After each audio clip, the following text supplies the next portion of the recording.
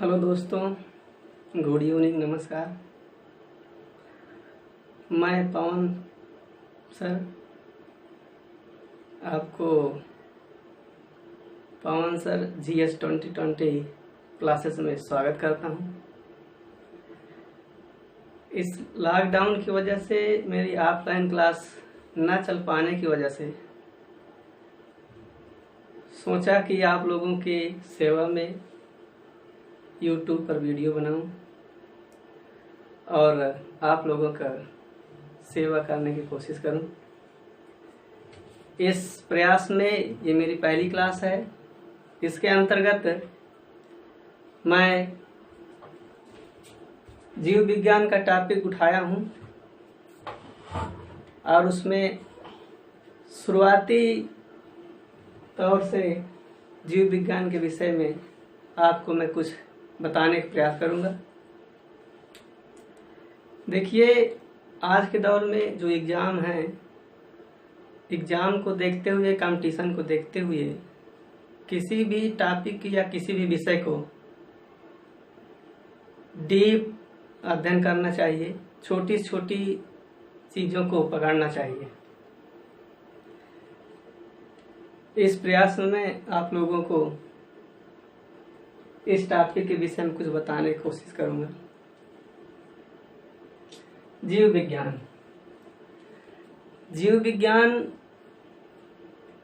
विज्ञान की वो शाखा है जिसके अंतर्गत हम जीवधारियों का अध्ययन करते हैं।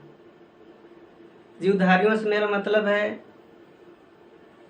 वो सभी वनस्पति या जंतु इसमें जीवन होता है जो इस पूरे ब्रह्मांड में पाए जाते हैं।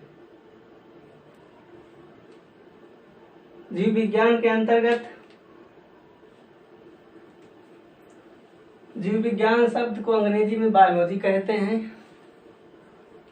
बायोलॉजी शब्द ग्रीक भाषा का शब्द है जो दो शब्दों से मिलकर के बनता है। पहला बायो, जिसका अर्थ होता है जीव, और दूसरा है लॉगोस, जिसको हम स्टडी या अध्ययन कहते हैं।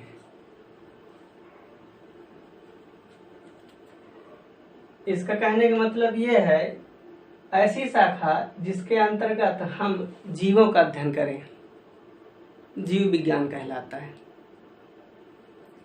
जीव विज्ञान के जनक अरस्तु को माना जाता है।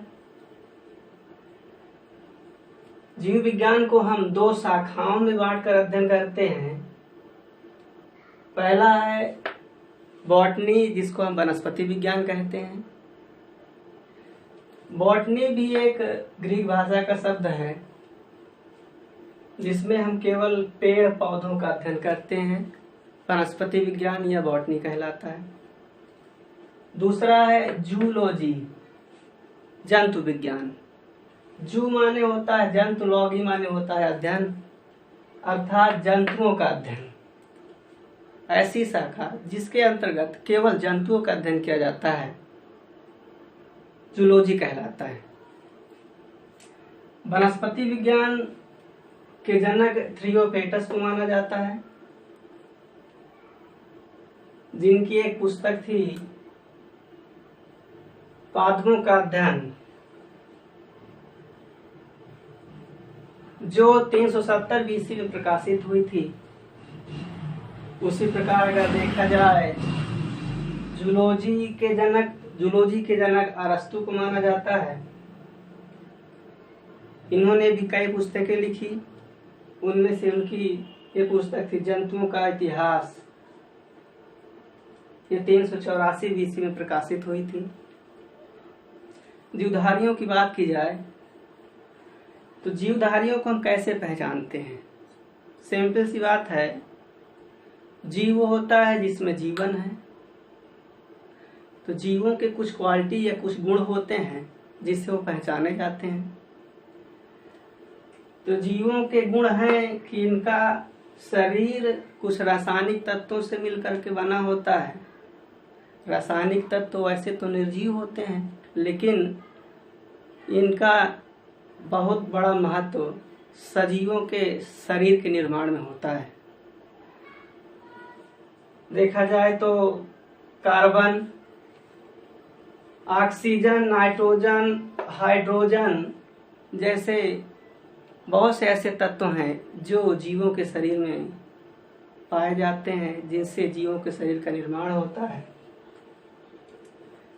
इसमें एक जीवद्रव्य भी होता है। जीवद्रव्य को हम इसलिए ज्यादा प्रकाश दे रहे हैं क्योंकि जीवद्रव्य एक ऐसा पदार्थ है जो केवल और केवल जंतु में पाया जाता है। इसके अलावा कार्बन की बात करें तो ये निर्जीव में भी होता है। ऑक्सीजन की बात करें, नाइट्रोजन की बात करें, हाइड्रोजन की बात करें तो एक प्रकार के तत्व होते हैं जो वातावरण में पाए जाते हैं। लेकिन जीव द्रव्य जिसको हम प्रोटोप्लाज्म कहते हैं, क्या कहते हैं? प्रोटोप्लाज्म कहते हैं। ये केवल और केवल जीवों में ही पाया जाता है। अगर ये कह दिया जाए कि जीव द्रव्य ही जीवन है तो यह अनुचित नहीं होगा, क्योंकि जीव द्रव्य के बिना किसी जीव की कल्पना भी नहीं की जा सकती है। तो ये कुछ जीवधारियों के गुण हैं। इसके अलावा अगर देखा जाए जीवधारियों के जैविक क्रियाएं, कुछ बायोलॉजिकल एक्टिविटी होती हैं जिससे हम निर्जीव और सजीव में अंतर कर सकते हैं। जैसे अगर देखा जाए तो जंतुओं में वृद्धि होती है, ग्रोथ होती है। जंतुओं में या जीवों में, चाहे वनस्पति हो चाहे वो जंतु हो, दोनों में वृद्धि होती है, दोनों में प्रजनन भी होता है।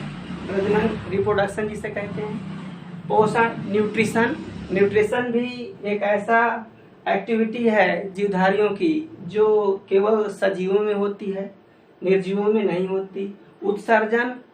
उत्सर्जन एक्सक्रीशन कहते हैं, ये भी केवल जीवधारियों में होती है। श्वसन जैविक क्रिया है, ये भी केवल जीवधारियों में होती है। प्रचलन अर्थात लोकोमोशन या चलन, ये भी केवल जीवधारियों में होती है, निर्जीवों में ये सब नहीं पाई जाती है। इसलिए जैविक क्रियाओं में अगर देखा जाए तो वृद्धि, प्रजनन, पोषण, उत्सर्जन, श्वसन और प्रचलन, ये सब केवल जीवधारियों की एक्टिविटी है, केवल उन्हीं में पाई जाती है। तो इस प्रकार से हम जीव विज्ञान के अंतर्गत ये जान लेते हैं कि सजीव और निर्जीव में क्या अंतर होता है। अगर ये देखा जाए जीवों का वर्गीकरण, देखिए इस जगत में, इस पूरे ब्रह्मांड में सर्वप्रथम जीवों की उत्पत्ति तो जल से हुई है, जो समुद्र में सबसे पहले। और आज जो जितनी जीवधारियां, जीव जंतुओं के या वनस्पतियों के प्रजातियां पाई जाती हैं, ये शुरुआत में सब नहीं थे, लेकिन धीरे धीरे उत्परिवर्तन एक प्रक्रिया होती है, म्यूटेशन एक प्रक्रिया होती है, जिनके माध्यम से जीवों से एक के बाद एक जातियों की उत्पत्ति हुई। तो उस आधार पर कुछ वैज्ञानिक ऐसे थे तो जीवों को वर्गीकरण किया, अर्थात उनको कई भागों में बांट करके अध्ययन किए। तो जिसमें से अगर देखा जाए तो सबसे पहले एक कैरोलस लिनियस नामक वैज्ञानिक थे जो स्वीडन के रहने वाले थे। कैरोलस लिनियस एक ऐसे वैज्ञानिक थे जिन्होंने सबसे पहले जीवों का वर्गीकरण या टैक्सोनॉमी का अध्ययन किए।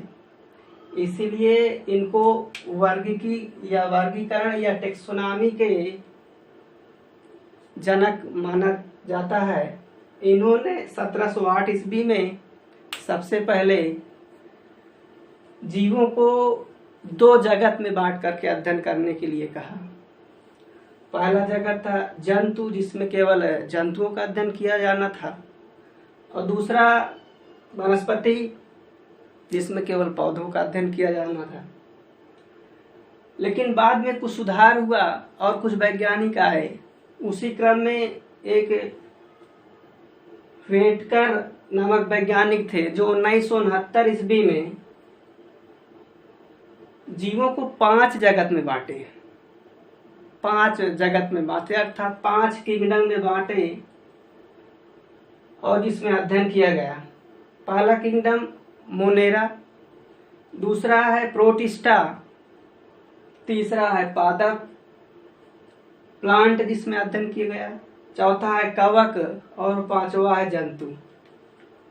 मोनेरा की बात की जाए तो मोनेरा के अंतर्गत अकोशिकीय संरचनाएं आती हैं और ये सूक्ष्म होते हैं, प्रोकैरियोट होते हैं। ये मतलब ऐसी कोशिका जो असत्य कोशिका होती है, इसके अंतर्गत अध्ययन किया जाता है। प्रोटिस्टा, इसमें प्रोटोजोआ वगैरह आते हैं, एक कोशिकीय होते हैं, ये भी पोरीफेरा, ये भी प्रोकैरियोटिक होते हैं। पादप ये बहुकोशिकीय होते हैं और ये यूकैरियोटिक होते हैं। कवक ये यूकैरियोटिक होते हैं और जंतु ये भी यूकैरियोटिक होते हैं।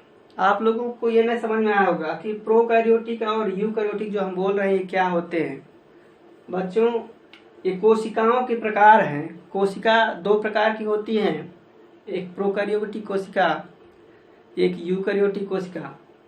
प्रोकैरियोटिक कोशिका जो होती हैं वो प्रिमिटिव प्रारंभिक होती थी, जिसमें कुछ कोशिका के अंगक नहीं पाए जाते हैं और यूकैरियोटिक में कोशिका के सभी अंग पाए जाते हैं। तो इस प्रकार कोशिका कितने प्रकार की होती है ये आगे हम पढ़ाएंगे आप लोगों को।